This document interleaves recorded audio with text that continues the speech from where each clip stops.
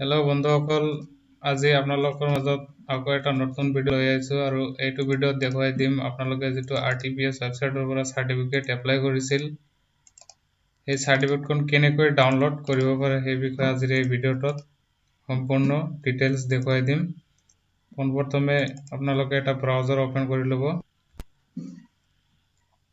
browser open কৰাৰ পিছত ইয়াতে সাৰ্চ কৰিব RTPS মই সাৰ্চ কৰি দিছো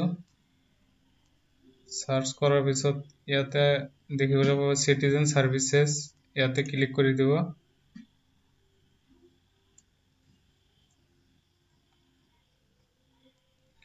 ক্লিক কৰাৰ পিছত আপোনালোকে যেটো সাৰ্টিফিকেটৰ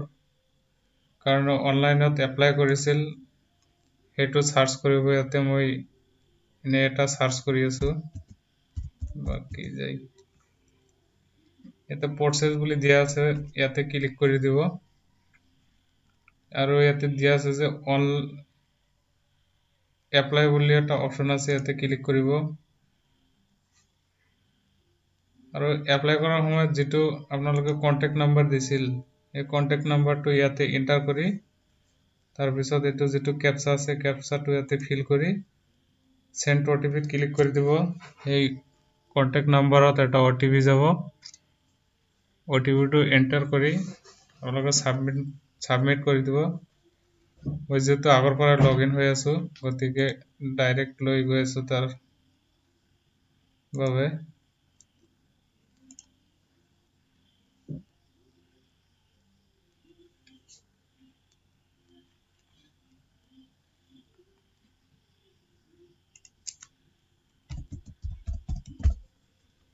আৰু এটা কথা মনত ৰাখিব যদি এবাৰ লগইন হোৱাৰ পিছত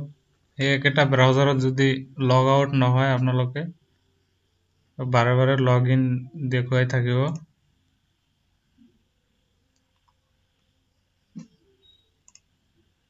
যেহেতু মই আগৰ পৰা লগইন হৈ আছো গতিকে ইয়াতে এপ্লাই বুলি এটা অপচন আহিব ইয়াতে ক্লিক কৰি দিব আৰু এলসাও ফৰ্মটো আহি গৈছে ইয়াতে এইটো যেটো অপচন আছে মাই এপ্লিকেশনস ইয়াতে ক্লিক কৰি দিব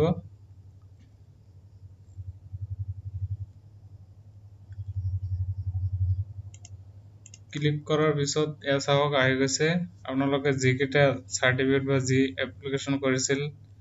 গোটেই কেটা লিংক আহি গৈছে ইয়াতে ট্ৰাক কৰিব পাৰিব একনলেজমেন্ট যদি ওলোৱা নাই একনলেজমেন্ট উলিয়াব পাৰিব মই যেটো সাৰ্টিফিকেট কেনেকৈ ডাউনলোড কৰে এই বিষয়ে আজিৰ ভিডিওত দেখুৱাই আছো গতিকে ইয়াতে ট্ৰাক বুলি অপচন আছে ট্ৰাকত ক্লিক কৰি দিব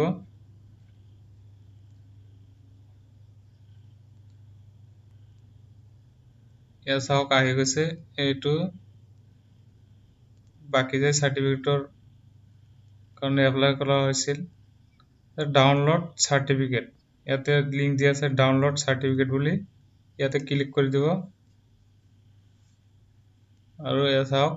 সাৰ্টিফিকেট ডাউনলোড হৈ গৈছে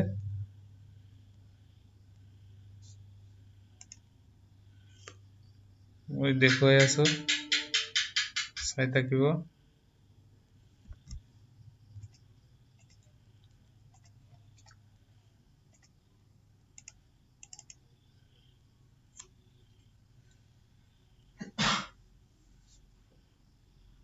এটো এনেকুৱা সাৰ্টিফিকেট আহি যাব পিডিএফত আৰু ইয়াৰ পৰাই আপোনালোকে প্ৰিন্ট কৰি ল'ব পাৰিব বা এনেকৈ আপোনালোকে সাৰ্টিফিকেটটো ডাউনলোড কৰিব পাৰিব গতিকে আজিৰ ভিডিওটো এইখিনি আছিল ধন্যবাদ